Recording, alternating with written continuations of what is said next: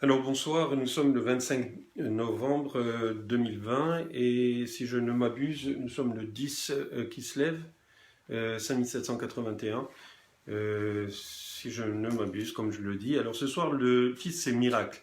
C'est un gros sujet, c'est un sujet qui nous poursuit depuis le début du monde, le début de la formation de notre peuple. Et puis, pas seulement cela, c'est un sujet qui touche toutes les nations, c'est un sujet qui touche euh, tous ceux qui sont à l'écoute de ce qui se passe dans le monde. Alors, effectivement, il faut d'abord, il faudra qu'on définisse qu'est-ce que c'est vraiment un miracle pour vraiment comprendre quelle est la portée de ce phénomène. Et, communément, on dit qu'un miracle, c'est un événement qui, normalement, selon les lois de la nature, ne devrait pas avoir lieu. D'accord? On est tous d'accord? Je pense que oui. Et s'il a lieu et que normalement les lois de la nature ne permettraient pas, alors on s'extasie, on crie au miracle, on se pince pour savoir si les choses ont vraiment lieu. Et c'est sûr que quand on voit David Copperfield, c'est pas ça le miracle. C'est sûr qu'il a des tours dans son sac. Effectivement, depuis le début, le Rambam, si je me rappelle bien que c'est lui, ou le Rambam, oui, ou le Ramban, un des deux, qui dit qu'en fait, celui qui croit dans le miracle, il a un doute en lui. Autrement dit, dans la croyance en Dieu, la relation que nous avons avec Akadosh Baruch Hu, le miracle a une importance cruciale, c'est certain, parce qu'en fait, on est en contact avec le miracle. Quand on a découvert Dieu, c'est lui le miracle. C'est lui, le fait qu'il nous a parlé, le fait qu'il se soit dévoilé à nous au Har Sinaï, est en fait en soi un miracle, parce que on n'a pas l'habitude, personne n'a l'habitude d'avoir Dieu qui lui parle, et Dieu qui s'adresse à lui, et en plus il s'adresse à tout le peuple d'un coup. Vous imaginez, tout le monde même l'a entendu quand Dieu s'est révélé au mont Sinaï. Alors, ce qu'on va essayer de comprendre, c'est quelle est la relation réellement qu'il y a entre Dieu et le miracle. En fait, tout cela, c'est la base, c'est le socle sur lequel ou dans lequel nous allons développer ce sujet qui est extrêmement intéressant. Moi, j'ai toujours été personnellement, comment dirais-je, intrigué par le miracle, parce que depuis qu'on est jeune, depuis que quand on était à l'école, à l'Yeshiva, avec nos parents, on a vécu, on a toujours vécu dans une ambiance miraculeuse, dans une ambiance de miracle. Pas l'ambiance miraculeuse, mais dans le fait que on nous racontait toujours des histoires de tzadikim, des histoires de Rabbi Amram Ben Diwan, ou que ce soit les histoires de Baba Saleh, ou les histoires de contemporains, en fait, même, qui eux-mêmes étaient des personnes qui faisaient des miracles. Et au Maroc, il y a tellement de tzadikim qui sont enterrés et qui ont chacun, par exemple, Rabbi Avram Mounnis, ou par exemple, comme je vais dire, la famille d'Abu Hatzira, ou que ce soit Rabbi David Ben Baruch, etc., etc. Donc, tous ces tzadikim dont on fait les loulotes, et en fait, ont des histoires miraculeuses à leur actif, d'accord? Des miracles qu'ils ont fait eux-mêmes, d'accord? Et c'est sûr que le miracle en lui nous a toujours aidé, il nous a boosté, si vous voulez, dans notre croyance, dans notre expression de notre foi, d'accord? C'est ce miracle ces histoires de miracles, ces histoires de tous les tzadikim nous ont toujours propulsés dans un monde où on était tout le temps en train de se demander si vraiment on était en face d'un miracle qui se produisait devant nos yeux. Et le problème est le suivant, c'est que il faut comprendre qu'un vrai miracle, c'est quelque chose qui est réellement en dehors des lois de la nature. D'accord? Maintenant, la question est de savoir est-ce que les lois de la nature sont un miracle ou non? Ou est-ce que le miracle, c'est une loi de la nature également? Est-ce que c'est la même chose? Est-ce qu'il y a une correspondance directe? Est-ce qu'il y a une équivalence? D'accord? Et ça, on va le voir un peu plus tard. Mais c'est certain que, avant, on sait que grâce à ça, grâce à ces miracles-là, grâce à ces histoires de miracles, grâce à ces miracles qu'on a éventuellement vécu personnellement, et je sais qu'il y a des gens qui disent oui, moi j'ai vécu des miracles, moi je suis un petit peu sceptique, je suis très sceptique même, parce que on a une imagination qui des fois s'envole et qui nous laisse à penser que effectivement que on a vécu un miracle. C'est possible parce que en fait, il faut comprendre que le fait que par exemple on échappe à un accident, Chas v'Shalom, et que il y a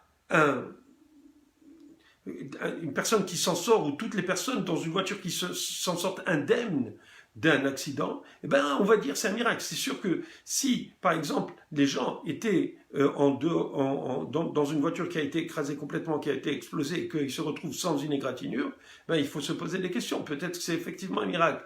Alors, il faut savoir jauger, il faut savoir vraiment pondérer les choses et voir si vraiment on est à ce moment-là, on a mérité un miracle de la part de Akadosh Baruch Hu. D'accord? Donc, c'est sûr que, encore une fois, si c'est vrai, ça nous rapproche énormément de Akadosh Baruch Hu. Combien de gens qui, quand ils ont vécu un miracle, eh ben, ils se sont rapprochés de Hachem? Ne serait-ce que, ou le contraire, parce qu'ils se sont rapprochés de Hachem, ils ont vécu un miracle. Vous voyez, donc il y a cette équivalence ou cette réciprocité qui est effectivement importante dans notre relation avec Akadosh Baruch Hu. Ça va? Donc par exemple, dans la paracha, dans Vayetze, on voit que Yaakov Avinu, quand il arrive à Haramoria, qui était Luz, ou qui était Beth El, c'était l'endroit où il allait avoir le Beth Amikdash, alors qu'il se sauvait de Esav, son frère, ben il arrive là-bas et il se retrouve dans un endroit où il ne savait pas que c'était l'endroit où il allait avoir le Beth Amikdash qui allait être construit, et il s'endort et il fait un rêve extraordinaire sur d'une échelle qui va depuis la terre jusqu'au ciel, etc. Mais comment il est arrivé là-bas? En fait, il est arrivé parce que il venait de Beersheba, donc du sud d'Israël, il arrive vers Jérusalem et il continue vers le nord-est pour aller à Haran. D'accord? Son père l'avait envoyé pour aller chercher une femme dans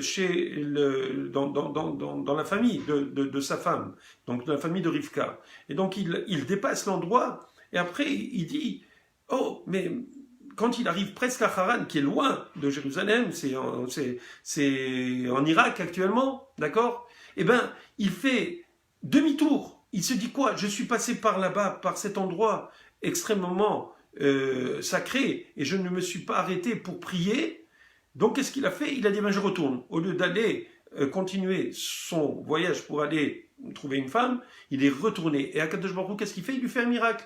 Il se retrouve tout d'un coup à l'endroit où il était avant, c'est-à-dire plusieurs jours avant, je ne sais pas combien de jours, parce qu'il marchait, et donc il se retrouve instantanément à l'endroit où il aurait dû s'arrêter en premier. Donc Akadosh Baruch Hu lui a fait ce miracle. Pourquoi? Parce qu'il a pris conscience de l'importance qu'il y avait de prier à cet endroit, et donc il a fait un effort. Le fait qu'il a fait cet effort, qui était énorme, parce que c'est plusieurs journées de voyage, alors qu'il était arrivé à bon port, presque, eh bien, il décide de retourner. Grâce à ça, Akadosh Baruch Hu, il lui fait un miracle.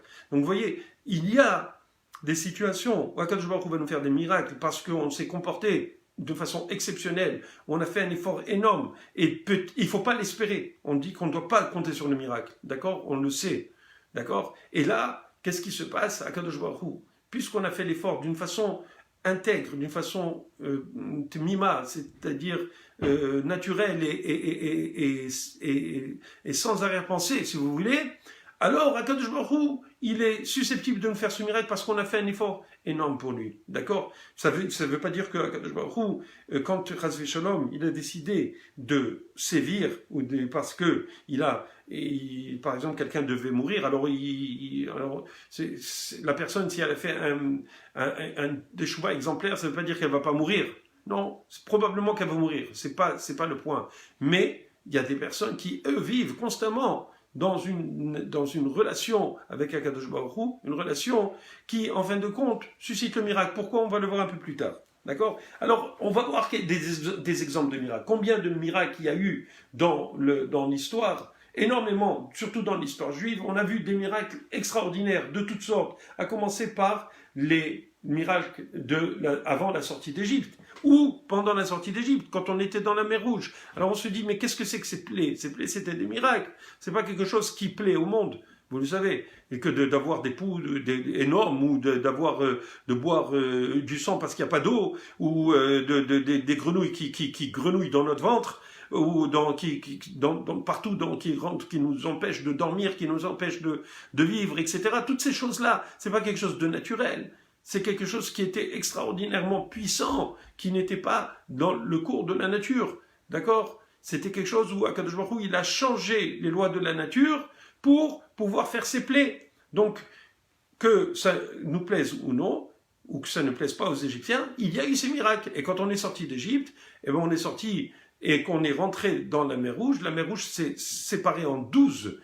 Et il y avait énormément de miracles qui se produisaient pendant qu'on était dans la mer Rouge. Vous imaginez un petit peu l'histoire, comment ça se passe. Et là, on voit quoi? On voit que là-bas, c'est écrit dans la Shira de Azer Shir Moshe, Vayaminu Bachem ou Moshe Avdo.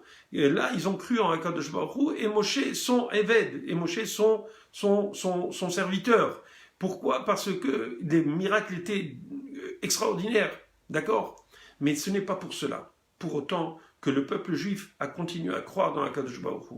Même si pendant 40 ans, Akadosh Baruch Hu a fait des miracles dans le désert pour qu'ils puissent vivre.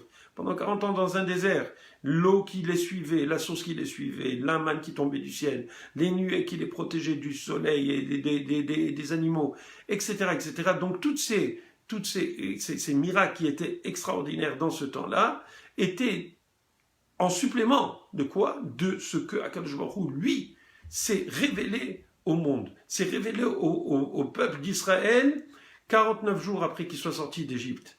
Donc vous voyez que quoi? Que la croyance ne dépend pas uniquement du miracle, elle dépend d'abord de la connaissance de Akadosh Baruch Hu, d'accord? Et le miracle vient aussi pour des fois confirmer, des fois infirmer, des fois renforcer la foi, d'accord? Des bénis Israël, comme on l'a vu dans l'histoire de Eliyahu Hanavi avec les prophètes du Baal, quand il a dit mettez de l'eau. En fait, ce qu'il avait dit, il avait dit au prophète du Baal, on va faire une compétition, vous allez faire un hôtel, vous allez construire un hôtel, et moi je construis un hôtel, et on va mettre chacun un animal, qu'on va égorger bien sûr, etc. Et celui que Akadosh Baruch Hu dit qu'il est le vrai prophète, eh ben ça va être lui le vrai prophète. D'accord? Donc comment il va faire? Akadosh Baruch Hu, il va envoyer un feu qui va descendre du ciel et qui va consommer le sacrifice, d'accord? Alors qu'est-ce qu'ils ont fait les prophètes du Baal? Ils ont construit un hôtel et ils ont mis en dessous quelqu'un pour essayer d'allumer le feu d'en dessous, pour montrer que le feu il est venu. La triche, un petit peu comme dans les élections américaines, d'accord? Qu'est-ce qu'ils ont fait? Ils se sont mis en dessous et qu'est-ce qu'il a fait? Et il y a rien eu. En fin de compte, le feu n'est pas descendu pour consumer le sacrifice des prophètes du Baal. C'était des faux prophètes qui voulaient enlever le peuple d'Israël de la croyance en Dieu. Donc qu'est-ce qui s'est passé? En fin de compte, ils n'ont pas réussi.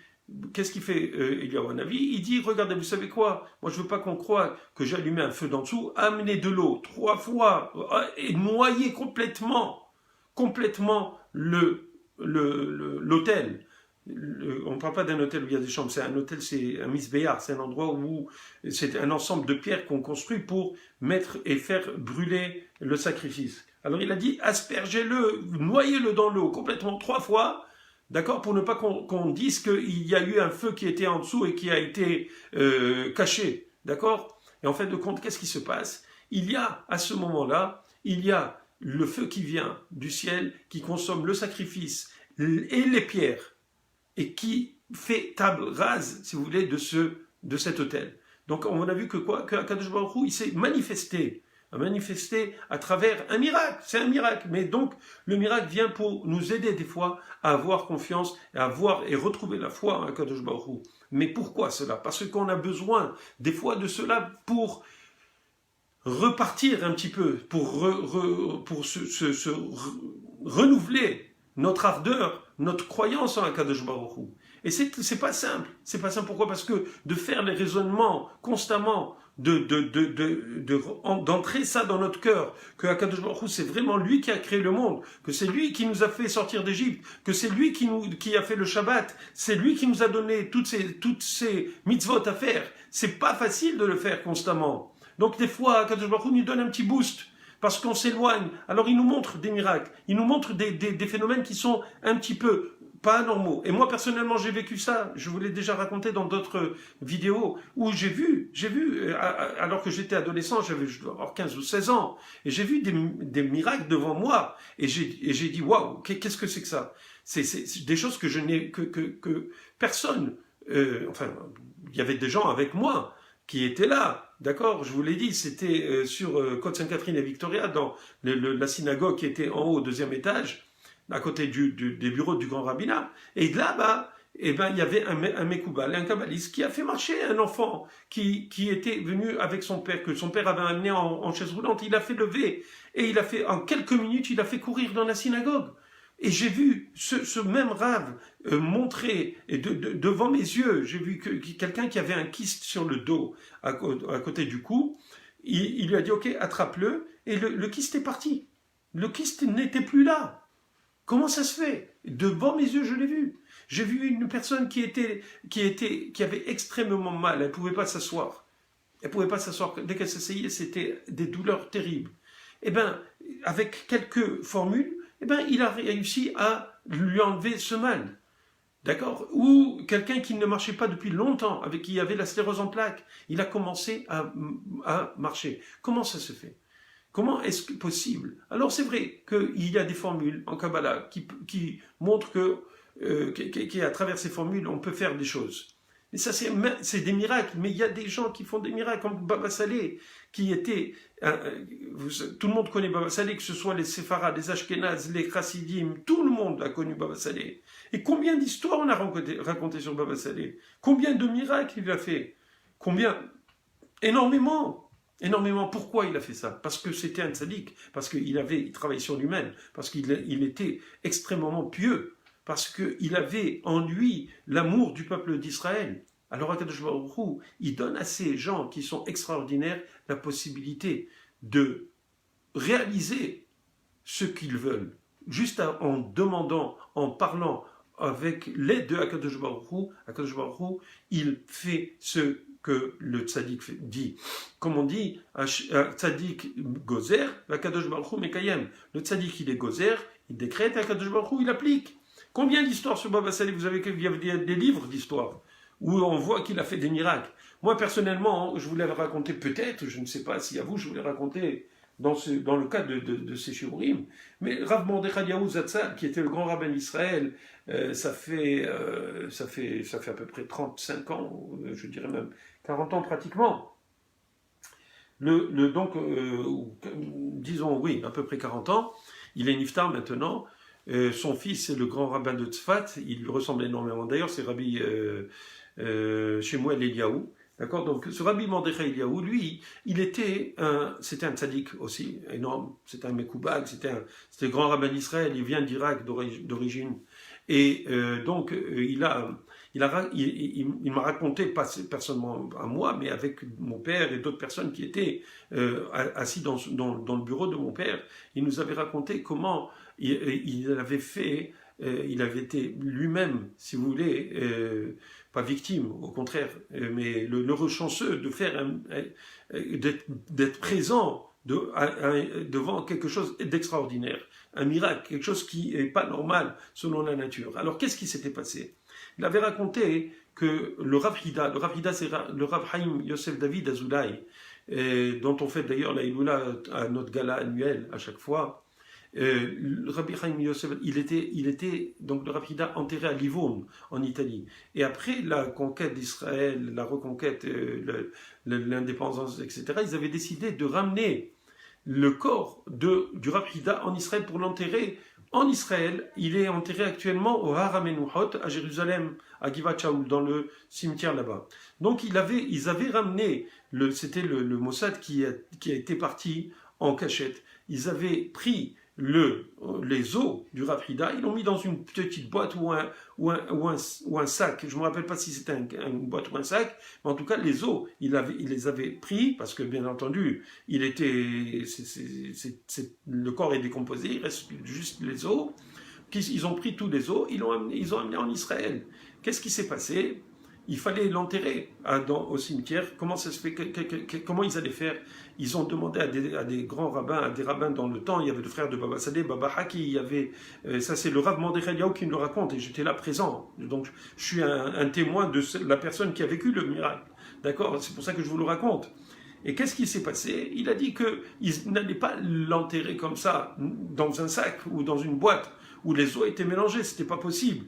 Alors, tous les rabbinim là-bas, ils étaient en train de décider qu'est-ce qu'on fait, on ne peut pas le toucher, on n'a pas le droit C'était quelque chose d'extrêmement délicat à faire.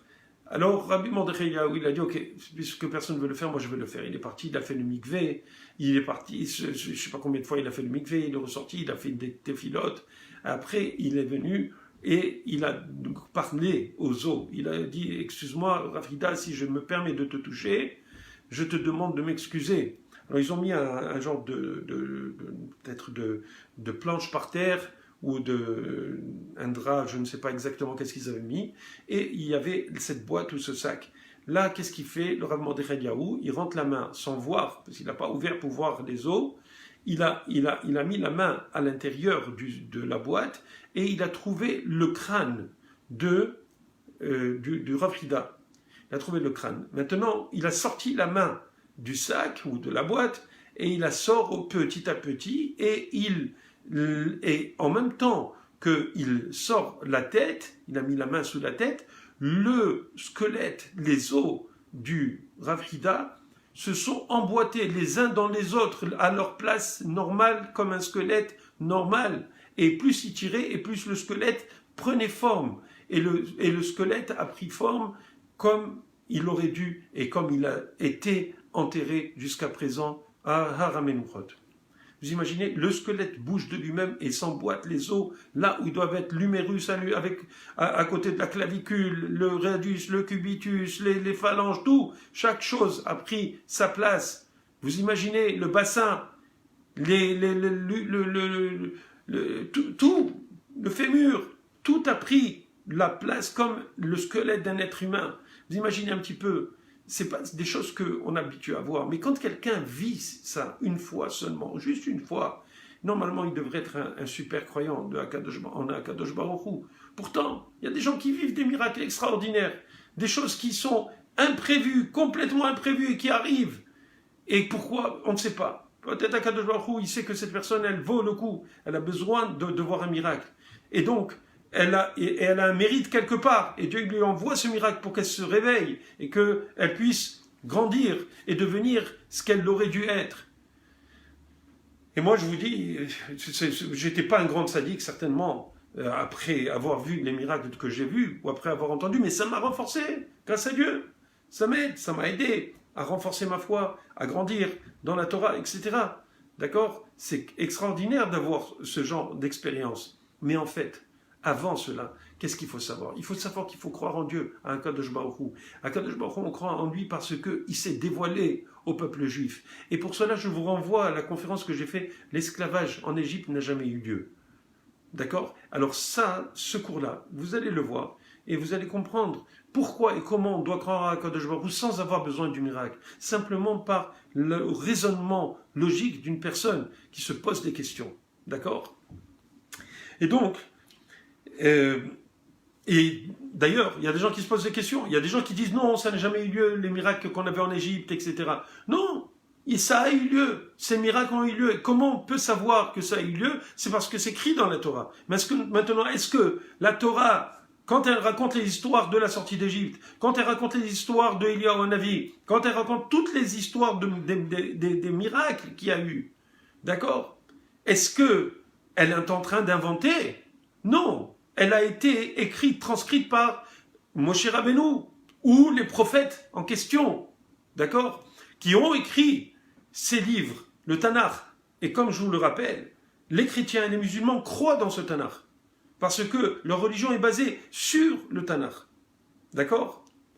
Maintenant, ce que je vous dis, c'est que quand on a la possibilité d'avoir la Torah qui nous raconte tout ce qui s'est passé, eh bien, la question est de savoir est-ce que cette Torah, elle est vraie, elle est véridique ou non. Pour cela, je vous renvoie encore, comme je vous l'ai dit, à cette conférence sur l'esclavage en Égypte n'a jamais eu lieu. Vous pouvez la trouver sur YouTube ou sur la page El Hashoresh de Facebook. D'accord? Alors, justement, donc maintenant, il faut comprendre quelle est la nature du miracle. La nature du miracle, c'est quoi? Il faut se poser la question, est-ce que il y a la nature ou le miracle? Est-ce que c'est toujours la nature est égale au miracle ou le miracle est égal à la nature? Et c'est ça ce qu'il faut comprendre. Qu'est-ce qui se passe? Quelle est l'histoire? Comme je vous avais dit déjà dans une autre conférence, je ne sais plus laquelle, mais éventuellement, je vous la donnerai plus tard, c'est que le monde, tel qu'on l'appelle, on l'appelle comment? En hébreu, Olam. Olam, c'est quoi? C'est le monde. Oui, vous le savez tous. Tout le monde le sait. Mais, on ne sait pas, peut-être, que quoi? Que le monde, il est connecté, le mot Olam, c'est la racine du mot Ne'elam, qui veut dire disparu. Ça veut dire quoi? Ça veut dire que quoi? Que le monde est disparu. Que le monde, théoriquement, tel que nous le voyons, d'accord? On le voit, c'est vrai, on le touche, on le ressent, mais en fin de compte, ce monde, il est, comme je vous l'avais déjà dit dans le cours, je ne sais pas si c'était Einstein et Maïmonide, et Narmanide, mais dans ce cours-là, je vous avais dit que quoi? Que le monde n'est pas réel. Le monde est une illusion. Le monde, en fait, est une expression de la volonté de HaKadosh Baruch Hu. Et cette volonté de HaKadosh Baruch Hu, c'est que le monde puisse vivre, puisse être, puisse exister. Et le monde ne peut exister que par la volonté de Dieu. Si Dieu enlevait sa volonté du monde, de l'expression de la vie du monde, de l'état du monde, eh bien il n'y aurait plus de monde. Comment ça se passe? En fait, que je vous ai expliqué que le monde est créé par, si vous voulez, l'élément le plus constitutionnel de la matière, donc qui est le support du monde, c'est l'atome. Et comme je vous l'ai dit, l'atome lui-même, il est subdivisible. L'atome en lui-même, il n'est pas concret. Même si on dit qu'il y a un noyau, le noyau de l'atome lui-même est subdivisible en sous-particules. Et autour du noyau, il y a des électrons. Et le noyau et l'atome, il est rempli de vide, pratiquement à 100%. Donc, en fin de compte, le monde que nous voyons, on est en droit de se poser la question, est-ce qu'il existe ou non? Et s'il existe, puisqu'on voit, on le sent, on le ressent. Quand on a mal à la tête, on a mal à la tête. Notre tête, elle existe. Quand on rigole, eh ben, on est secoué de rigolade. D'accord?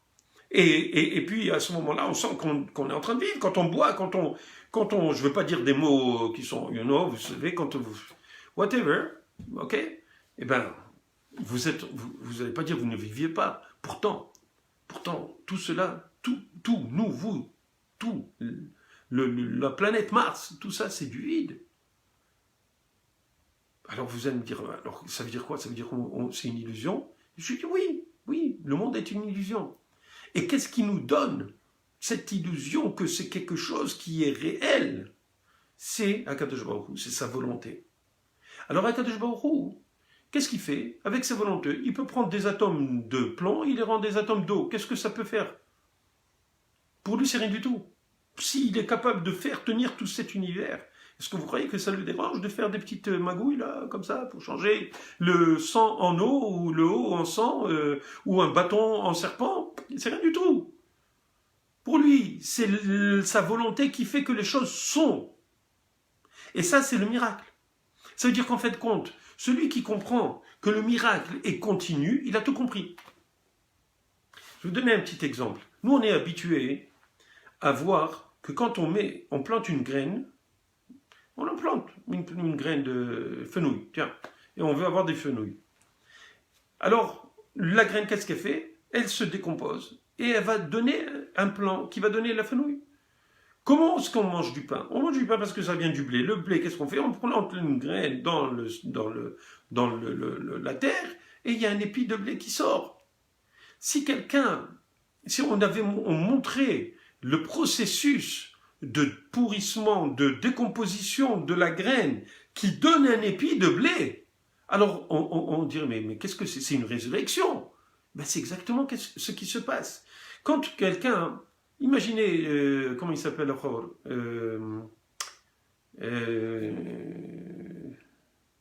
oh là là, celui qui chante Thriller, il m'échappe. Oh là là. Billie Jean et compagnie là. Ah. Michael Jackson, voilà, Michael Jackson. Michael Jackson, quand il fait Thriller, et on voit dans la vidéo, il y a les tombes qui s'ouvrent et les gens qui se lèvent des tombes. C'est une résurrection. Alors la résurrection, c'est quoi? C'est en fin de compte, il y a de l'ADN dans le corps. Et bien, cet ADN, elle fait en sorte, et elle va faire en sorte, à la fin des temps, après le temps du Mashiach, que de cette graine va sortir des corps. Le corps tel qu'il était avant.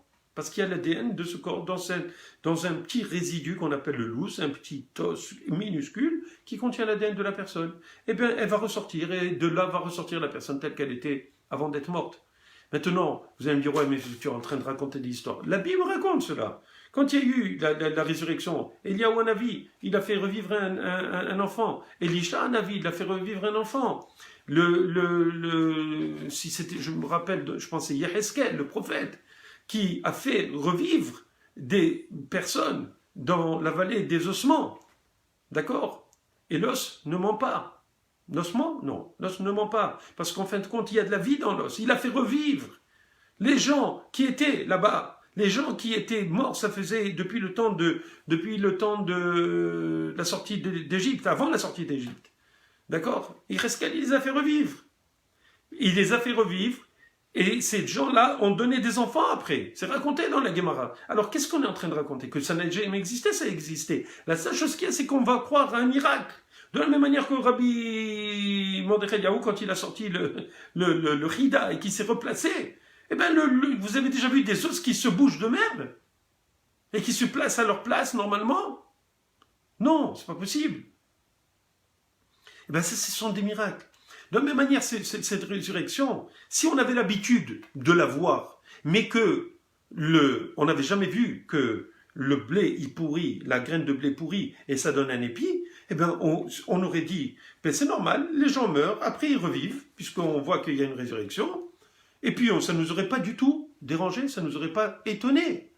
Mais là, qu'est-ce qui se passe? C'est que il y a, à un moment donné, l'épi qui sort, et on s'est dit, c'est quoi cette histoire? On n'a jamais vu ça. Et de là, on fait du pain. Donc, on va être étonné. En fin de compte, c'est toute une question d'habitude. Tout est une question d'habitude. On peut en fait vivre le miracle si on voit à quel point Akadosh Baruch Hu est juste derrière tout ce qui se passe. C'est vrai qu'on peut vivre des miracles ponctuels de temps en temps. C'est vrai, ça peut arriver à celui qui le mérite. D'accord? Et donc, il faut savoir que, justement, quand on a dit Bereshit bara Elokim, quand Dieu il a créé le monde, ce monde qui est complètement matériel, mais en fait immatériel, illusion, eh bien, c'est écrit Bereshit bara Elokim. Qu'au début, Akadosh Baruch Hu, il a créé. Akadosh Baruch Hu, Elokim. Elokim, c'est quoi? C'est Gematria, la valeur numérique du Teva. Teva, c'est la nature. Ça veut dire que Elokim, c'est le nom de Dieu quand il exprime la nature, les forces de la nature. Et bien, donc, on voit que quoi qu'Elokim est égal en Gematria, en valeur numérique, à Teva. C'est-à-dire, autrement dit, ça ne veut pas dire que Dieu, c'est la nature. Parce que je pense que c'est les panthéistes qui disent ça, mais c'est pas cela seulement. C'est que Dieu, il a cet aspect en lui qui est la nature, mais il a d'autres noms. Il a Elohim, il a Tsevakot, il a Yudke Vavke, qui est l'éternité. il a le nom de 72 lettres, il a énormément de noms différents, d'accord, le nom de 42 lettres, qui ont une valeur différente et qui ont chacun un aspect, si vous voulez, de Akadosh Baruch Hu, d'accord? Eh bien, en fait, c'est que quelqu'un qui comprend ça, que Akadosh Baruch Hu, c'est lui, de lui dépend toute la nature. C'est-à-dire que c'est un aspect de Akadosh Baruch Hu de créer, en fait, cette nature qu'on voit, nous, donner cette illusion. D'accord? C'est en fait, la nature, c'est une expression continue de quoi? De la volonté de Akadosh Baruch Hu. D'accord? Et donc, quand on a compris cela, que Akadosh Baruch Hu est derrière tout cela, c'est lui qui fait en sorte que, si vous voulez, les électrons tournent autour des noyaux pour faire en sorte que les molécules soient constituées et que ces molécules donnent la matière. Vous comprenez? Et avec tous les autres éléments que vous pouvez imaginer, qui font qu'il y a de la vie, etc., etc. Et donc, comme je vous ai dit, que en fait le Nes, donc le miracle, c'est quoi? C'est en fait la volonté de Akadosh Baruch Hu. Pourquoi? Quand quelqu'un il comprend que tout est la volonté de Akadosh Baruch Hu, que tout ce qui se passe dans ce monde, c'est la volonté de Akadosh Baruch Hu, eh bien, est-ce que il choisit à ce moment-là, quand il a cette conscience, qu'est-ce qu'il fait? Il choisit de croire en Akadosh Baruch Hu à 100%. Il choisit la vérité. Il choisit le fait que rien ne se passe sans cette volonté de Akadosh Baruch Hu.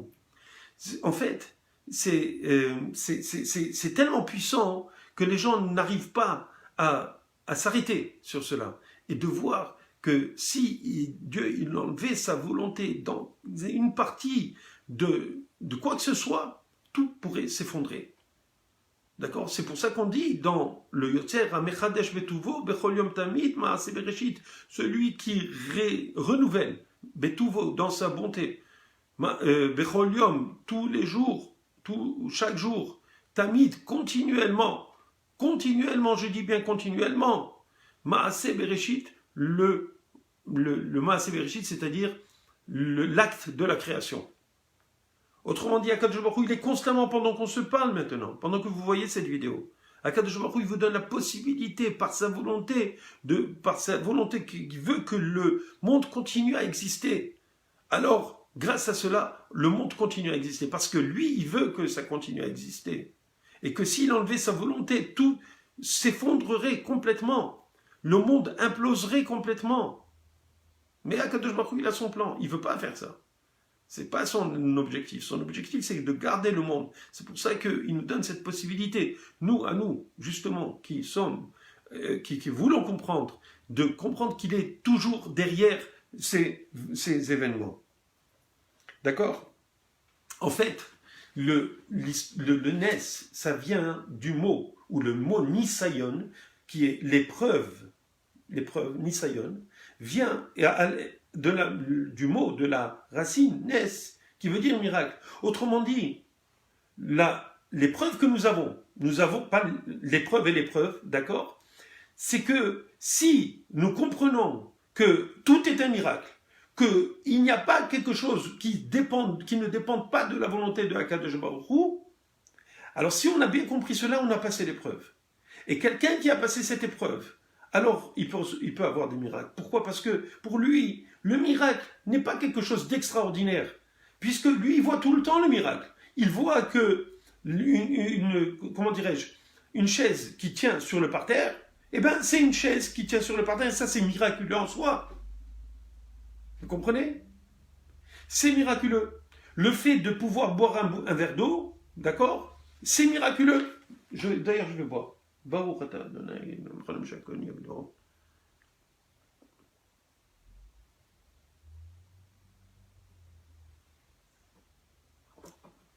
Est-ce qu'on comprend? On comprend qu'est-ce qui se passe maintenant. On comprend qu'en fait, quelqu'un qui a compris que Dieu est derrière tout ce qui se passe, depuis la création, et pendant la création, et jusqu'à maintenant, et pendant l'éternité, qu'en fin de compte, Tout est contenu dans Akadosh Baruch Hu. La nature est contenue dans Akadosh Baruch Hu. La création du monde c'est une partie de Akadosh Baruch Hu. La neshama de chacun d'entre nous vient de Akadosh Baruch Hu. Tout est une partie de Dieu. S'il comprend ça, et il comprend que Akadosh Baruch Hu, lui, d'accord, est derrière toute manifestation naturelle, entre guillemets, alors il a tout compris. Il a compris que tout est un miracle. Il a compris que tout vient de Dieu. Il a compris qu'un miracle qui soit extraordinaire, sensationnel, ou que ce soit simplement le fait de dormir dans un lit et de ronfler, tout ça c'est Dieu. Eh bien alors il a tout compris. Alors lui, on peut lui faire des miracles. Pourquoi? Parce qu'il a compris, il a passé l'épreuve. Mais il faut qu'il le ressente réellement. Baba Saleh, Rabbi Hanina ben Dossa, sa femme, il était très très très pauvre. Et sa femme, c'était Shabbat, et sa femme elle lui a dit, écoute, on n'a pas d'huile pour comment dirais-je, pour allumer les nérodes de Shabbat. Alors il lui a dit, Rabbi Hanina, c'est dans la Gemara Taranit, Kafé, il lui dit, qu'est-ce que tu as? Elle lui a dit, on a juste du vinaigre. Alors il a dit, celui qui a dit à l'huile d'allumer, dira au vinaigre d'allumer. C'est-à-dire qu'en fait, il ne voyait pas de différence en son cœur entre le Ness, entre le miracle et la nature. Pour lui, les deux produits pouvaient allumer. D'accord? Donc, je dis bien, celui pour qui la nature est un Ness constant, il a tout compris. Et donc, Akadosh Baruch Hu, il n'a plus besoin de le faire passer par les lois de la nature. Et donc, il va lui faire des miracles. Donc, Baba Saleh, il avait des miracles. Quand par exemple, mon père, il l'a vu. Il y avait des soirées, des séoudotes qu'il faisait. Il avait une bouteille d'arak. Et qu'est-ce qu'il faisait? Il prenait la bouteille, il la couvrait avec une serviette. Et il servait toutes les convives. Combien vous pouvez vous servir d'arak? Pas des petites quantités minuscules. Non. Il donnait à chacun de quoi boire. Et constamment, il peut avoir 50 personnes, il donne à chacun avec la même bouteille. Comment il faisait? Ce sont des choses qui étaient connues au Maroc. C'était connu. Alors pourquoi? Parce que pour lui, il était tellement connecté à Kadosh Baruch Hu. Il était tellement connecté, il comprenait la Torah, il étudiait la Torah, il se sacrifiait des heures, de sommeil, il sacrifiait son corps, il jeûnait, il faisait des choses pour pouvoir mériter d'être constamment connecté à Kadosh Baruch Hu. Alors il voyait, il faisait des miracles. C'était naturel chez lui. Il n'avait plus besoin. Pour lui, c'était naturel que la Maria, elle puisse, avec 750 millilitres, servir toute une assemblée de 50 ou 100 personnes. Il n'y avait rien là. Et les gens, ils voyaient. Et vous croyez qu'il faisait ça pour épater la galerie? Pas du tout. Il faisait ça pour que chacun voit, qu'il soit imprégné des miracles qu'il pouvait faire. Parce qu'il était un tzaddik. Parce qu'il voulait que ces gens-là aient en eux la croyance en Akadosh Baruch Hu, la confiance en Akadosh Baruch Hu. C'est pour ça qu'il faisait ça. D'accord? Maintenant, il faut savoir aussi que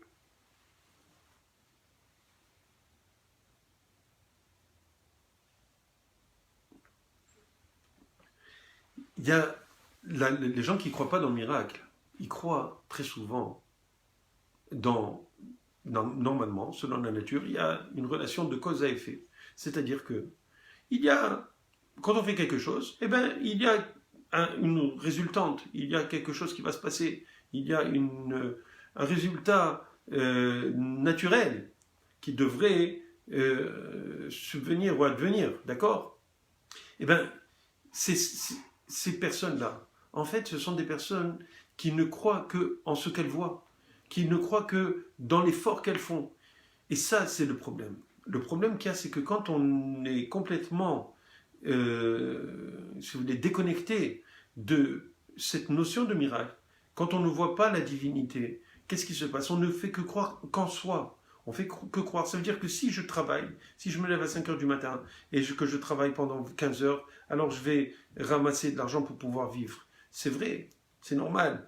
Il faut passer par les lois de la nature. Mais d'un autre côté, qui a dit qu'on doit mettre autant de temps dans le travail? Est-ce que c'est normal, c'est nécessaire? Ou quelqu'un, vous savez, une fois j'étais en train de discuter avec des gens, j'ai essayé de convaincre une des personnes, parce que je savais que c'était une bonne personne. Peut-être je l'avais raconté de cette histoire dans un autre cours. C'était une bonne personne qui voulait se rapprocher de Hachem. Je l'avais rencontré dans un mariage.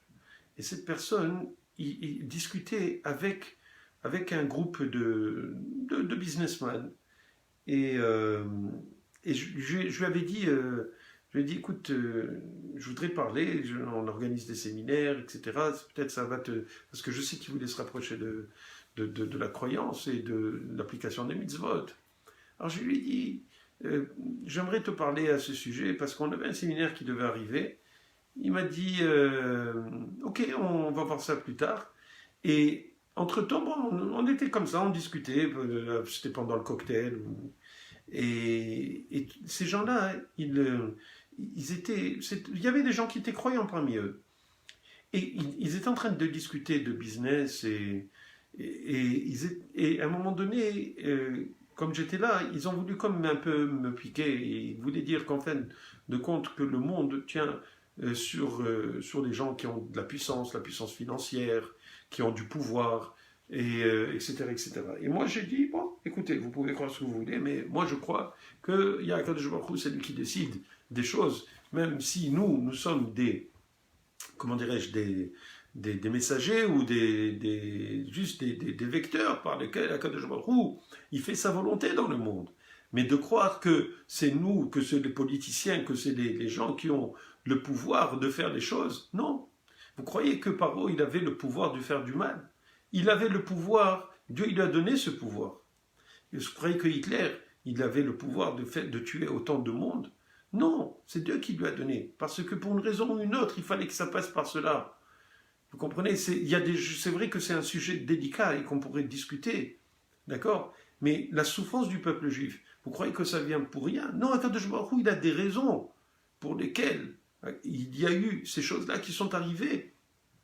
Et quand ils viennent, ils disent, ces gens-là, ils disaient, nous on a de l'argent, et puis c'est les gens qui ont de l'argent, c'est eux qui ont le pouvoir. Mais on verra, mes chers amis, on verra qu'est-ce qui va se passer. Je ne sais pas si Donald Trump va rester président ou pas, mais de plus en plus, on voit que les choses sont en train de prendre forme.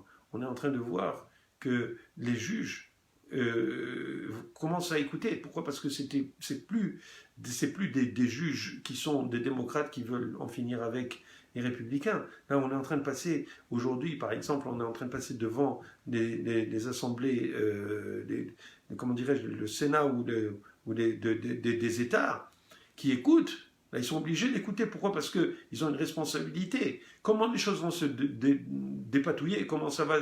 On ne sait pas. Mais qu'est-ce que vous croyez? Que ceux qui ont fomenté, et tout le monde est d'accord, c'est vrai que toute la gauche américaine va dire « Ah, mais il n'y a aucune preuve, il n'y a aucune preuve, il n'y a aucune preuve. » Mais en fin de compte, il y a énormément de preuves, énormément de témoins, énormément de revolvers fumants, si vous voulez, qui montrent qu'il y a eu des tas d'irrégularités, que c'était un effort coordonné par la gauche. Et ils vont arriver probablement à le montrer. Comment ça va se finir, j'en sais rien. Mais pour vous dire quoi? Pour vous dire qu'en fin de compte, même est-ce que quelqu'un a la capacité de contrôler tous les événements, de contrôler toutes les variables, de contrôler les gens qui vont dire ou ne pas dire ce qu'ils doivent dire?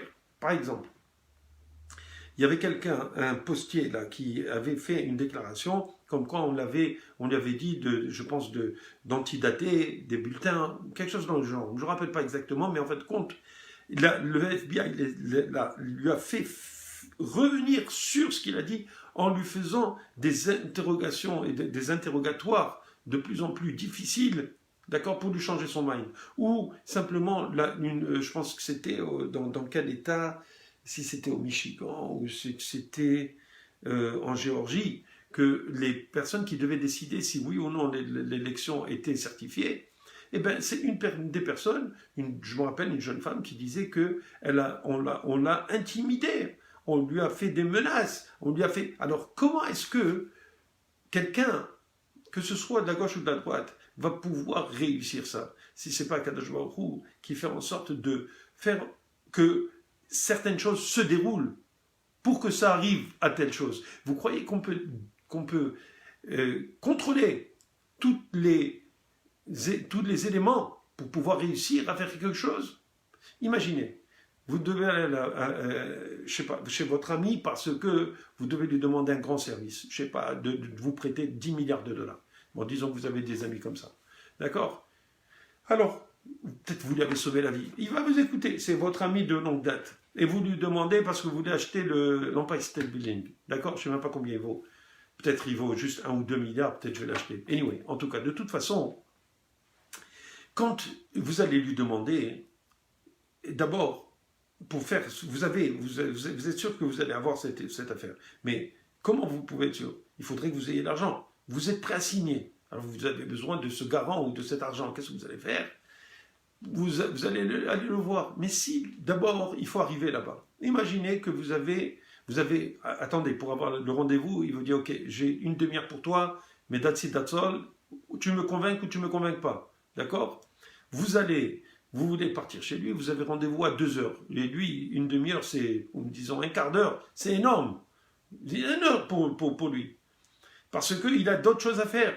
Il a d'autres chats à fouetter. Et vous devez partir, vous prenez votre voiture, une crevaison. Ok, vous savez quoi? C'est pas une crevaison. Vous aviez mangé quelque chose qui était contaminé. Et vous avez rendez-vous à 2 heures, et vous êtes à 1h30, et là vous êtes en train d'avoir une diarrhée carabinée. Pourquoi? Parce que vous avez mangé quelque chose qui vous a fait mal. Ça fait la veille. Impossible. Vous arrivez, même pas 2h10. 10 minutes de retard. Vous imaginez, vous arrivez chez lui. Lui, disons que lui, il vous attendait. Et déjà, il allait partir. Il prenait son manteau parce qu'il a un autre rendez-vous. Bon, il te dit, ok, allez, je t'écoute.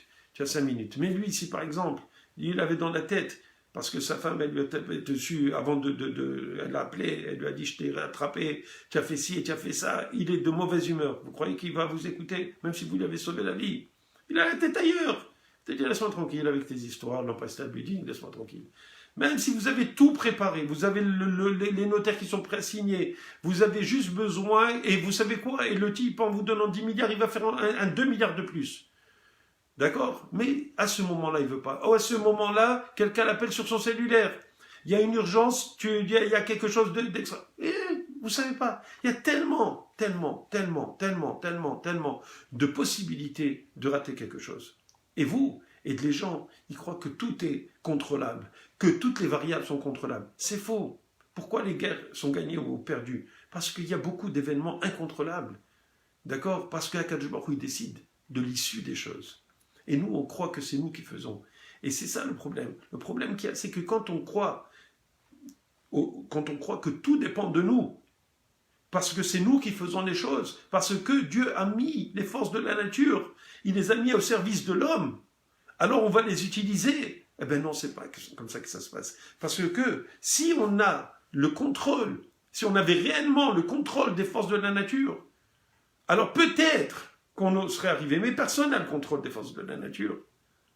Parce que s'il n'y a pas la volonté de Akadosh Baruch Hu, qu'on arrive à faire quelque chose, eh bien on ne va pas arriver à faire cette chose-là. Vous comprenez? Excusez-moi 2 secondes.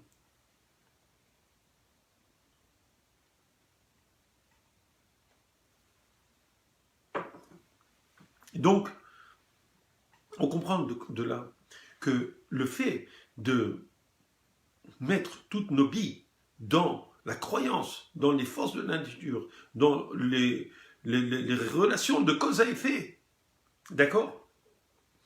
Eh bien, on est en train de perdre le focus. On est en train de perdre notre vie.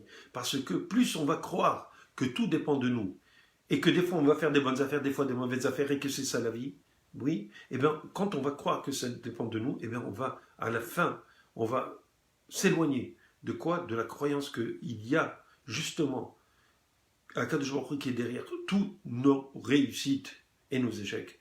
Si Akadosh Baruch Hu veut qu'on réussisse, on va réussir. De la même manière, c'est écrit Baner Hayom Zoné, que cacher les onotaves, chez la dame Kekeri Atiamsouf, que les mésonotes, c'est-à-dire la parnassa, est aussi difficile, si elle était difficile, bien sûr, pour Akadosh Baruch Hu, Kekeri Atiamsouf, comme le fait d'avoir séparé la mer Rouge. Ça veut dire que le fait de trouver ou de chercher sa parnassa, c'est aussi compliqué, c'est un S aussi grand que de la traversée de la mer Rouge. Vous comprenez? Ça veut dire quoi? Ça veut dire que tout dépend, en fait, de Akadosh Baruch Hu. Que ce soit la parnassa, au jour le jour. Quand quelqu'un il veut un travail, d'accord? Eh bien, il va chercher le travail. Qui c'est qui va lui donner le travail? C'est Akadosh Baruch Hu. Même si c'est normal qu'il aille chercher le travail. Alors quoi? Il va dire, ah, bah, Hachem, je me suis levé de bon matin, j'ai réussi à trouver un travail. Non, peut-être que le monsieur qui devait l'embaucher, il a embauché quelqu'un d'autre. Parce qu'il est venu juste avant. Qu'est-ce qu'on en sait? Qu'est-ce qu'on en sait? D'accord? Et celui qui croit qu'il va prévoir toutes les variables, il faut savoir que, vous savez qu'est-ce que c'est l'effet de battement de papillon? S'il y a dans un engrenage, vous connaissez le phénomène, c'est que des fois, un battement d'aile de papillon peut générer une tornade, alors que le papillon, il se trouve en Antarctique, non, pas en Antarctique, parce que probablement qu'il n'y en a pas, mais disons en Australie, le fait qu'il batte de l'aile, ça pourrait déclencher une tornade à Haïti. Comment ça se fait? Ce sont comment dirais-je, des phénomènes un qui entraîne l'autre. Et on n'a aucune notion. Comment est-ce qu'on peut imaginer toutes les possibilités d'enchevêtrement ou de cause à effet de toutes les actions qui vont arriver ultimement à nous donner accès à notre but. C'est très difficile. Même si, c'est sûr que si on se réveille tous les matins, on prend le bus, on va au travail, à un moment donné, à la fin de la semaine, eh ben on va avoir un chèque. Ce sont des choses normales. Mais est-ce qu'on peut dire qu'on contrôle tous les événements? Non. Pour une raison ou une autre, on peut être renvoyé. Pour une raison ou une autre, on peut ne pas réussir dans notre travail, etc., etc. Un tas de possibilités. D'accord? Alors, le pire, c'est quoi? C'est que quand, justement, on réussit, alors on dit, c'est grâce à nous. Et ça, même les tzadikim, ils peuvent tomber là-dedans. Parce que quelqu'un qui réussit et qui croit qu'il est capable de contrôler toutes les variables, de contrôler les inputs et les outputs, eh bien, à un moment donné, il va croire que c'est lui qui a réussi. Et même à ce niveau, n'importe qui peut tomber. Même les tzadikim peuvent tomber. Pourquoi? Parce qu'il croit réellement que c'est eux qui ont fait les choses. Et là, il s'éloigne de la vraie notion de ce que Akadosh Baruch Hu, lui, contrôle tout ce qui se passe autour de lui. Pour tout le monde. Et justement, le fait que Akadosh Baruch Hu, justement, contrôle, c'est un miracle. C'est parce que c'est la nature. C'est la nature du miracle, ou c'est le miracle de la nature. C'est la même chose. D'accord? Et à cause de ça, il va oublier que quoi? Que la volonté, que tout est la volonté de Akadosh Baruch Hu.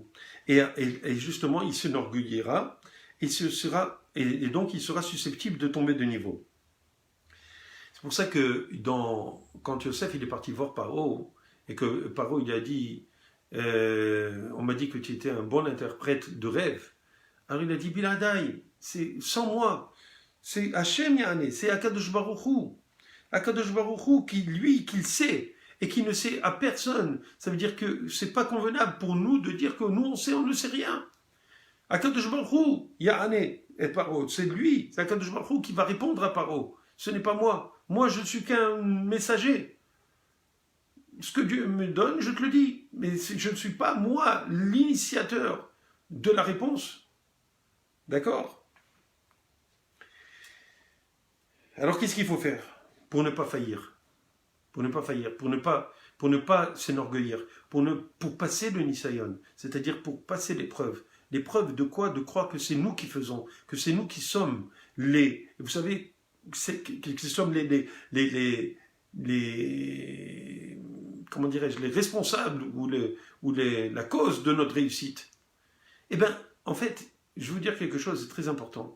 Vous savez que ce point-là précisément, de croire que ce n'est pas nous qui faisons, qui réussissons, mais que c'est Akadosh Baruch Hu qui nous donne la réussite, ça c'est, en fait, ça provient du tikkun d'Adam Arishon.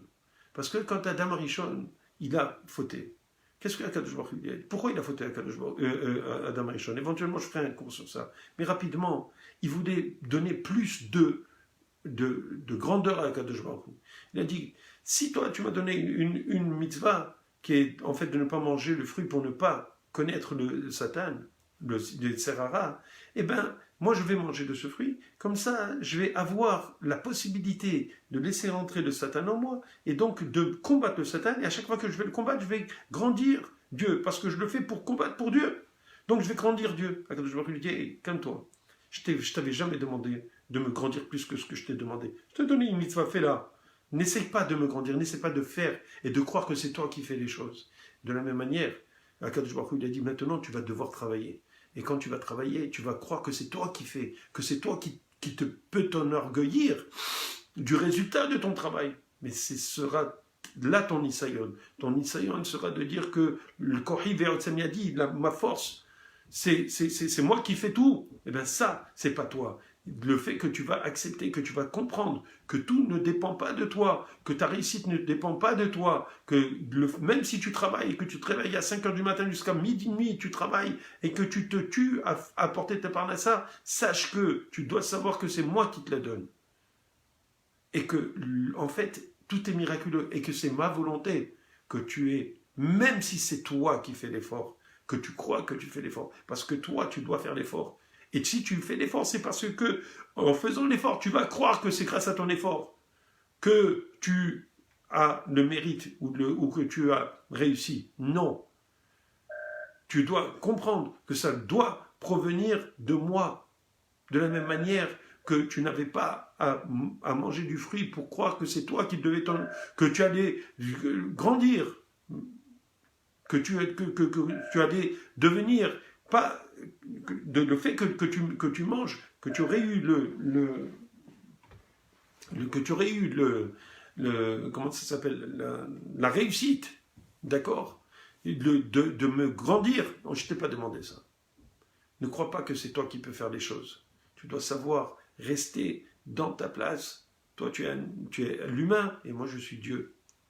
Ce que tu vas faire maintenant, et je répète, tu vas travailler. À chaque fois que tu vas travailler, tu te rappelleras que tout est, en fait, dépend de Akadosh Baruch Hu. C'est que si tu plantes une graine dans ton champ, ne crois pas que c'est parce que tu l'as mis dans ton champ que tu vas avoir l'épi de blé qui va sortir. Parce que c'est moi qui vais donner la pluie. Parce que c'est moi qui vais décider s'il va y avoir un épi qui va sortir. Et quand tu vas le faire et tu vas faire le travail, prie que ça réussisse. Et c'est pour ça que pour ne pas faillir, il faut prier. Pour ne pas s'enorgueillir de notre travail, s'enorgueillir du fait de croire que tout dépend de nous. D'accord? Eh bien, il faut prier, il faut rester connecté avec Akadosh Baruch Hu. Et comment? C'est parce que, pas seulement quand on n'a pas ce qu'on veut, pas seulement quand on est en manque. Il faut prier constamment pour faire comprendre à Akadosh Baruch Hu qu'on est d'accord avec lui, que c'est de lui que dépend tout le monde.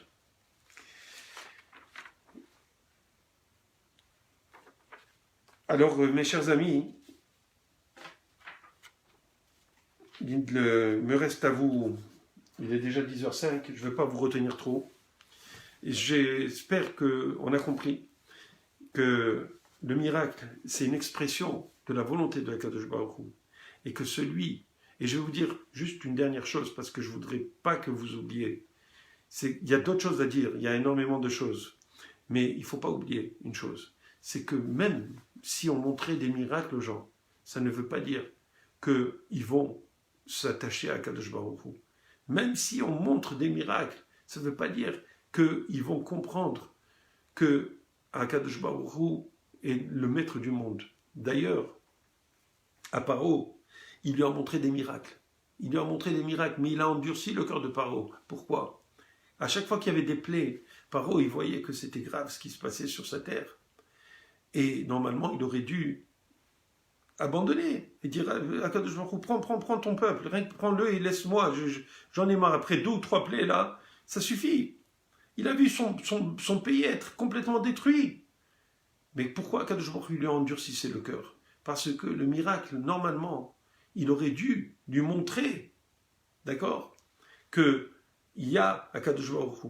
Mais d'un autre côté, il fallait qu'il lui endurcisse le cœur pour pouvoir encore recevoir d'autres plaies, parce qu'il avait fait tellement de mal, il fallait d'un côté qu'il paye tout le mal qu'il avait fait, et que d'un autre côté, le béni Israël voit qu'Akadosh Baruch Hu a envoyé ses plaies parce qu'il voulait montrer sa puissance pour qu'il soit, qu'il reste et qu'il soit attaché à Akadosh Baruch Hu, le peuple d'Israël. Et donc, maintenant, le fait que quelqu'un voit des miracles, il peut s'endurcir, même après avoir vu les miracles. Pourquoi? Parce que Akadosh Baruch Hu, il veut lui laisser le choix, lui aussi, de libre arbitre, de la même manière que Paro, il avait le libre arbitre de continuer à garder les bénis Israël ou de les lâcher. Akadosh Baruch Hu, il lui a endurci le cœur parce qu'il lui faisait des miracles. Donc, nous, quand Akadosh Baruch Hu, il nous fait des miracles, au contraire, il ne faut pas qu'on s'endurcisse notre cœur, qu'on soit nous-mêmes, qu'on dise, si vous voulez, qu'on profite de ces miracles sans avoir une reconnaissance par rapport à Kadosh Baruch Hu. Et c'est pour cela qu'il faut prier. Il faut prier à Kadosh Baruch Hu de ne pas tomber, de ne pas ne pas se laisser aller.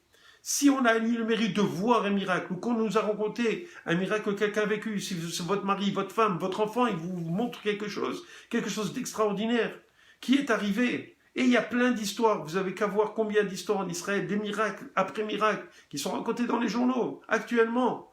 D'accord? Si on voit, si on est témoin, ou si on a vécu des miracles, il faut ressentir cela comme une bénédiction de Akadosh Baruch Hu. Il faut continuer à prier à Akadosh Baruch Hu, croire en Akadosh Baruch Hu, sans avoir besoin de miracles. Et si on a la chance de vivre des miracles, si on a la chance de continuer à grandir dans la Torah, et qu'on voit des miracles en même temps parce qu'on est proche de Akadosh Baruch Hu, alors tant mieux. Et c'est ça l'idée. L'idée, c'est de voir que le miracle peut arriver n'importe où et n'importe comment, n'importe quand. D'accord? Et que tout, même dans la nature, est un miracle. Que tout ce qu'on a, qu'on ait ou qu'on n'ait pas, c'est la volonté de Akadosh Baruch Hu. Vous comprenez? Ça a l'air j'ai l'air de vous dire, vous savez quoi? Allez, laisse-toi, abandonne-toi dans Akadosh Baruch Hu, ou abandonne ton futur dans les mains de Akadosh Baruch Hu. Oui, mes chers amis. Parce que c'est lui qui nous a fait, qui nous a mis sur cette terre. C'est lui qui va nous prendre de cette terre, à 120 ans si Dieu veut, pour chacun d'entre nous. Et qui nous donne tout ce dont on a besoin, parnassa, santé, tout ce qu'il faut.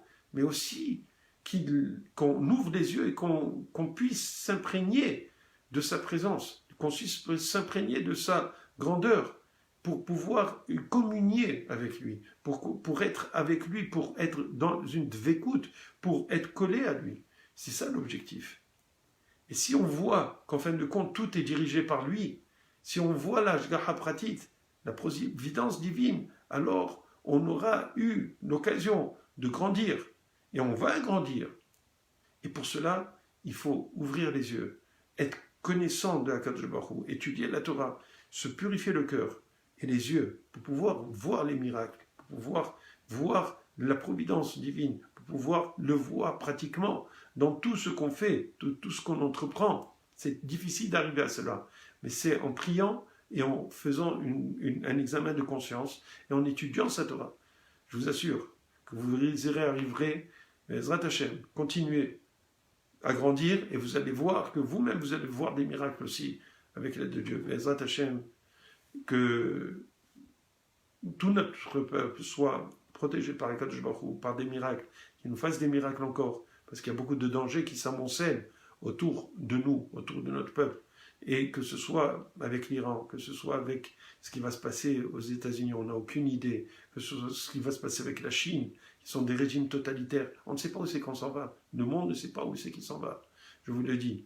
Alors, nous, ce qu'on doit faire, de la même manière que Akadosh Baruch Hu nous a toujours protégés, nous a toujours dirigés, on doit toujours avoir confiance en lui et on doit connecter avec lui. Et si on n'a pas encore appris, alors on doit s'attacher à des rabbanim qui nous donnent l'information, qui nous donnent la manière de grandir pour pouvoir vivre comme de la même manière qu'on a vécu pendant 3500 ans, on va continuer à vivre et à arriver à faire notre devoir sur cette terre. Alors je vous demande, Bezrat Hashem, je vous donne rendez-vous, Bezrat Hashem, la semaine prochaine. Donc on sera, je pense, en décembre d'ici là. Et Bezrat Hashem, donc mercredi soir prochain, toujours à 21h. Et on va, Bezrat Hashem, avec l'aide de Dieu, trouver, être inspiré pour un autre shiur, un autre sujet. Si vous en avez, vous pouvez m'envoyer sur Messenger un sujet que vous voudriez que je développe avec plaisir. Je le ferai, Blineder, Bezrat Hashem. Donc je vous demande de partager cette vidéo autant que vous le pouvez. J'espère que ça vous a inspiré. Alors continuez à partager les vidéos. Et Bezrat Hashem, on se retrouve la semaine prochaine à 21h, mercredi soir, avec les deux dieux.